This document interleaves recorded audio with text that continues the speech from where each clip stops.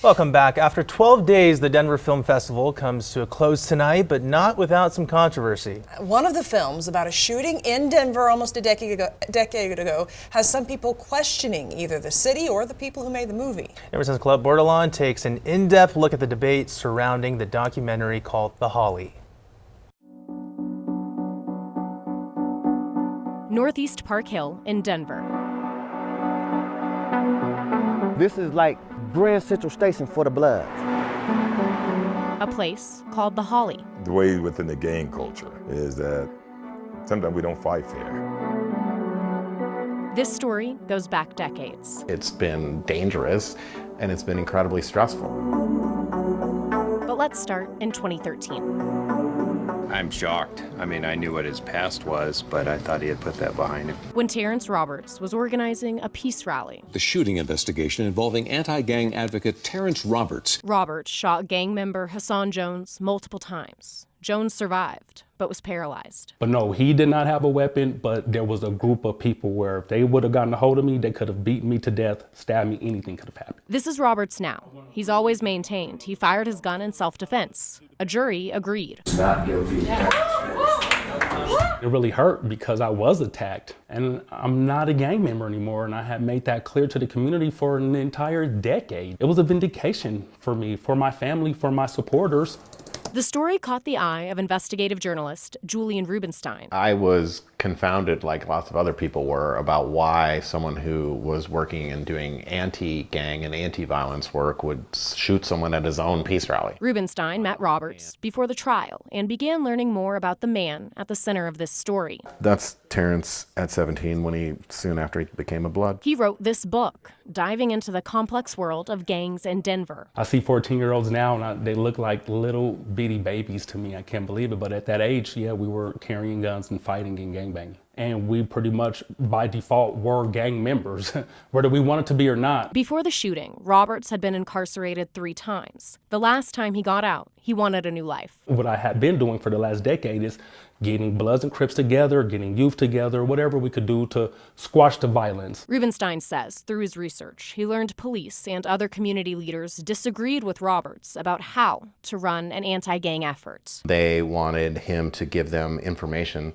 about people and to help them basically make arrests, which he was absolutely unwilling to do. He felt it would ruin the trust that he had built with the community. On the day of this peace rally, he was, and this is the shocking part, attacked by gang members, some of whom had significant ties to the police. The claims in the book are echoed in a documentary about the shooting, part of the Denver Film Festival. I knew he was in danger the day he started marching. But it doesn't sit well with some of the people featured in the film. There's Julian and others is pimping Terrence out and pimping the hood out. Reverend Leon Kelly is executive director of Open Door Youth Gang Alternatives. 2022 marked my 40th year, dealing with a lot of this. So we're dealing with the offspring of the offspring. Kelly says he worked more with the Crips on the east side, and he believed in the work Roberts was doing in Park Hill. He really went forth, gave it 110% to try to make a difference. But he's heard different accounts of what happened at the Holly. Terrence said he felt that it was self-defense. Talking to others who were there, they said it wasn't. It wasn't. Before the gangs came into play, Colorado Boulevard wasn't a boundary. The Reverend connected us with Pernell Hines, who says he knows several people who were there. A gangster is what I used to be, and it has straight A's in it. I don't gangbang. I don't run around here and throw my fingers up and disrespect Crips no more. I don't do that no more. What I do is I help the situation out. Hines says he's helping now with anti-gang efforts in Park Hill through the Impact Empowerment Group. We've all been sidetracked by the story that Terrence has put out and Rubenstein put out, and the community's been lost in the process. He calls the book and movie a conspiracy theory. If the truth was told, it wouldn't have been a story. Julian wanted a bigger story, so he came up with bigger lies.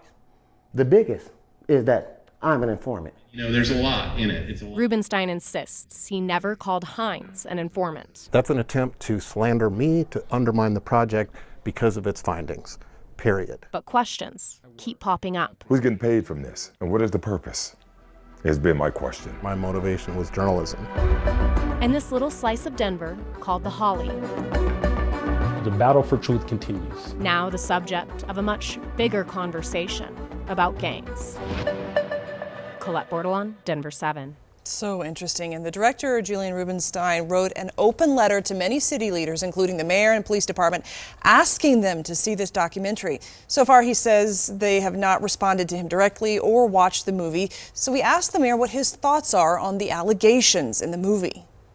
No, I don't have a comment about that. I've never heard that before.